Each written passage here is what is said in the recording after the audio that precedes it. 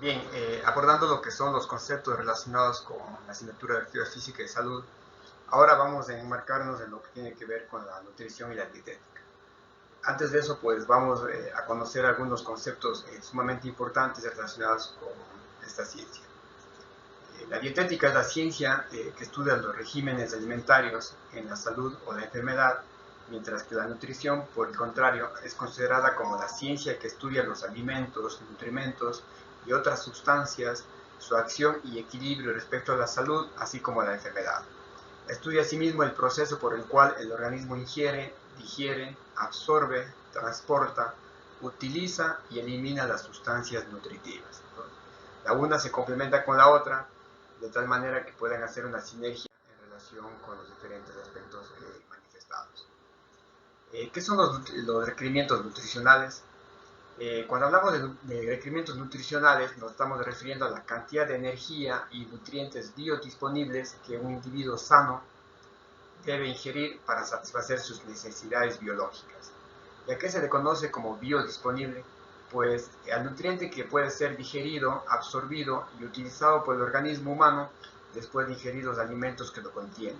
Por ejemplo, si el ser humano consumiera césped natural, pues ese no es un alimento biodisponible por cuanto no puede ser digerido por el organismo humano al no contener las enzimas requeridas para el mismo. Sin embargo, en el caso del ganado, por ejemplo, ese sí es un alimento biodisponible para ellos, pues contienen la enzima correcta para poder degradar o digerir dicho alimento y convertirlo o aprovecharlo para las funciones del organismo. Entonces, ese es un alimento conocido como biodisponible, aquel alimento que puede ser digerido y por lo tanto absorbido y utilizado por el organismo humano. ¿Qué son las recomendaciones dietéticas? Cuando hablamos de las recomendaciones dietéticas, nos estamos refiriendo a las cantidades de energía y nutrientes que deben contener los alimentos consumidos para satisfacer los requerimientos nutricionales de todos los individuos de una población sana. Posteriormente iremos analizando cada una de las recomendaciones dietéticas relacionadas con el ámbito de la nutrición. Ahora vamos a abordar lo que se refiere a las leyes de la alimentación. En cuanto a las leyes de la alimentación, tenemos varias leyes. La primera es la ley de la cantidad, la ley de la calidad, la ley de la adecuación y la ley del equilibrio. ¿A qué se refiere la ley de la cantidad? Esta quiere decir que la alimentación que nosotros consumimos debe ser suficiente en cantidad de nutrientes y en cantidad de energía que aporte a nuestro organismo. La ley de la calidad, por el contrario, se refiere a que la alimentación que nosotros consumimos debe proporcionar todos los nutrientes necesarios para satisfacer las necesidades del organismo. La ley de la adecuación en cuanto a la alimentación es que debe poseer los nutrientes necesarios según cada situación. Por ejemplo, si un individuo es deportista o si un individuo no hace actividad física, pues los nutrientes necesarios deben ser seleccionados de acuerdo a la situación o al contexto en el cual se desenvuelve. La ley del equilibrio hace referencia a que la alimentación debe proveer los nutrientes de una manera equilibrada, es decir, en cuanto a los porcentajes de carbohidratos, proteínas y grasa, deben ser los adecuados para garantizar dicho equilibrio. No deben ser ni mayor ni menor a los requerimientos nutricionales especificados en las diferentes referencias bibliográficas. En cuanto a las funciones de la energía en el organismo, son diferentes las funciones que cumple la energía. Entre ellas podemos mencionar la función eléctrica, es decir, la transmisión de los impulsos nerviosos. La energía es la encargada de que exista una transmisión adecuada de los impulsos nerviosos. Otra función es la función térmica, es decir, que la energía como función principal tenga la de mantener la temperatura corporal. Luego viene lo que se conoce como la función mecánica, que hace referencia al trabajo muscular, es decir, la energía cumple una función en el organismo relacionado con el trabajo muscular. Y finalmente, una función química que hace referencia a mantener la reserva de grasa en el organismo como protector del mismo. ¿Qué son los nutrientes? Cuando hablamos de los nutrientes, decimos que son los elementos funcionales contenidos en los alimentos, es decir, que están dentro de los alimentos, que cuando nosotros consumimos un alimento, pues esto nos proveen diferentes tipo de nutrientes. Según su capacidad de producir o no producir energía, estos se pueden clasificar en energéticos y no energéticos. En lo que respecta a los energéticos, son aquellos que están en la capacidad de producir energía en el organismo para cumplir las diferentes funciones. También se les conoce como los macronutrientes, y entre ellos podemos mencionar a lo que son los carbohidratos, las grasas, las proteínas. En cuanto a los nutrientes no energéticos, dentro de estos tenemos a los micronutrientes. Necesitamos pequeñas cantidades de ellos para poder suplir las necesidades que tiene el organismo, y aquí podemos notar que dentro de estos micronutrientes pues tenemos a lo que son los minerales, las vitaminas, la fibra dietética e inclusive el caso del agua. Su función no es proveer energía, sino ellos tienen más una función reguladora. ¿Y cuál es esa función de regulación o reguladora?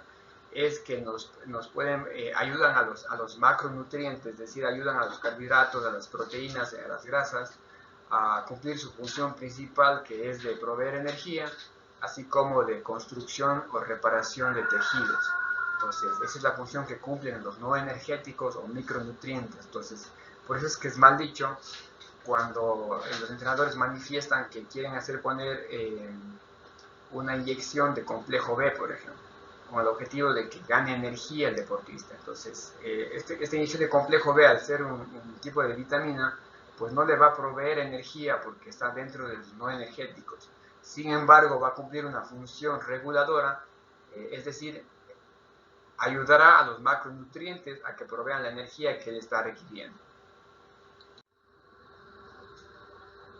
En cuanto al rendimiento dentro del organismo de cada uno de los nutrientes energéticos, pues vamos a dar a conocer el siguiente cuadro.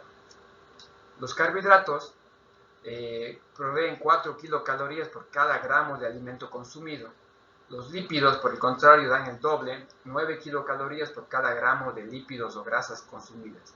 Y las proteínas, al igual que los carbohidratos, pues 4 kilocalorías por gramo. Pero ¿a qué me estoy refiriendo con este rendimiento dentro del organismo de cada uno de los nutrientes energéticos? Lo vamos a ejemplificar con los siguientes gráficos. Por ejemplo, tenemos una manzana. Una manzana, de acuerdo a las listas de intercambios de alimentos, nos provee 15 gramos de carbohidratos. Obviamente estará en dependencia del tamaño que tenga la manzana.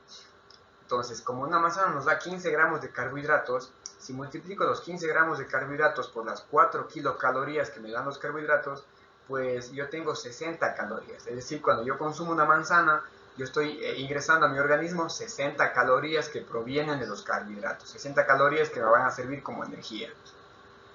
Ahora, en el ejemplo siguiente es la cucharada de mantequilla. Una cucharada de mantequilla aproximadamente nos da 10 gramos de grasa. Y si multiplico los 10 gramos de grasa por las 9 kilocalorías que me dan los lípidos o grasas, pues tengo un total de 90 calorías. Es decir, yo ingreso a mi organismo 90 calorías cada vez que coloco en el pan o en la tostada una cucharada de mantequilla. Voy a tener 90 calorías de energía para las diferentes actividades que yo realice que provienen de la grasa. Y finalmente tenemos como ejemplo 15 gramos de proteína que no me provee en este caso la carne. Una porción de carne me da 15 gramos de proteína que vienen a ser 60 calorías. ¿Por qué? Porque 15 gramos de proteína multiplicado por 4 kilocalorías por gramo me da 60 calorías. Pero hay que tomar en cuenta que en el caso de la carne no solamente me va a dar gramos de proteína, sino también me va a dar gramos de grasa. Pero para efectos de entender esta conversión, pues solamente lo he considerado la cantidad de gramos de proteína que me provee la carne. Entonces, este es para que tengan ustedes una idea clara de cómo se hacen las conversiones en cuanto a la cantidad de energía que ingresa al organismo producto de la ingesta de los diferentes alimentos. Ahora vamos a analizar qué es un alimento.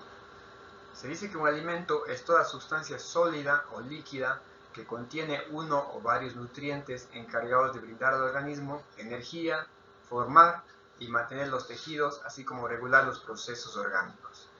¿Por qué decimos que puede ser una sustancia sólida o líquida? Porque en el caso de la leche es un alimento líquido, y en el caso de los demás alimentos, como por ejemplo las proteínas, los vegetales, el pan, pues están dentro de lo que serían las sustancias sólidas.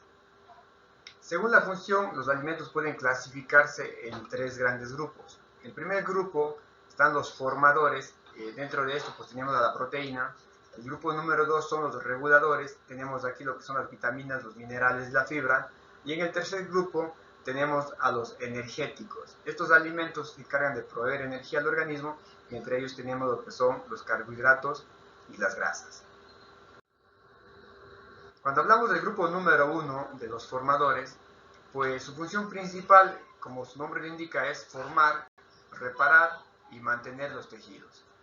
Su nutriente principal son las proteínas y los alimentos que los contienen, pues los encontramos en los lácteos como la leche, el yogur o el queso, en los tipos diferentes de carnes, en los huevos, en las leguminosas y mezclas vegetales, como el caso del frijol y las lentejas. Entonces, como ustedes pueden observar, tenemos proteína tanto de origen animal, así como proteína de origen vegetal. En el segundo grupo, conocido como los reguladores, la función principal es la de regular los procesos funcionales orgánicos. Entre ellos tenemos como nutrientes principales las vitaminas, los minerales, la fibra e inclusive el caso del agua. Los alimentos que los contienen, pues tenemos las frutas, las verduras, específicamente las que nos proveen lo que son vitaminas, minerales y fibra, que corresponden al grupo número 2, conocido como los reguladores.